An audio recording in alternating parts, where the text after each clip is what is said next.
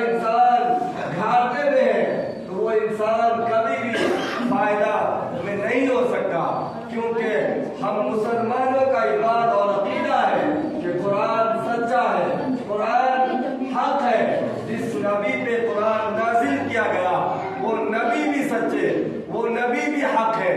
تو آپ غور و فکر کیجئے اور سوچنے کی کوشش کیجئے کہ ہم مسلمان ہیں، ہمارا کام کیا ہونا چاہیے اور ہم کام کیا کرتے ہیں۔ ہم مسلمانوں کو اس لحاظ سے اپنی زندگی گزارنی چاہیے اور ہم کس لحاظ سے اپنی زندگی گزارتے ہیں۔ مال کماتے ہیں، جب دنیا میں آئے ہیں تو کمانا تو پڑے گا ہی۔ جب دنیا میں آئے ہیں اللہ نے اولاد دیا تو اس اولاد سے محبت بھی کر رہا ہے، لیکن اس کا یہ مطلب نہیں بنتا کہ جس رب نے آپ کو پیدا کیا، آپ کے اولاد کو پیدا کیا، آپ اسی رب کو بھول جائے اور اسی رب کو بھول کر صرف مال اور اولاد میں لگے رہے۔ اگر ایسا آپ کرنے والے ہیں یا کر رہے ہیں تو بے شک آپ نقصان میں ہیں، بے شک آپ گھاٹے میں ہیں، اور جس کو اللہ اور قرآن کہہ دے تو وہ انسان نقصان میں ہے۔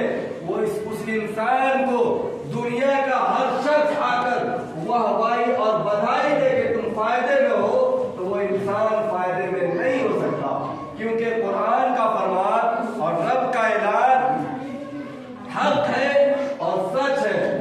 ساری دنیا ایک طرف ہو جائے اور قرآن کو ایک طرف رکھا جائے، پھر بھی ساری دنیا جھوٹی ہو سکتی ہے لیکن قرآن کا فرمان جھوٹا نہیں ہو سکتا۔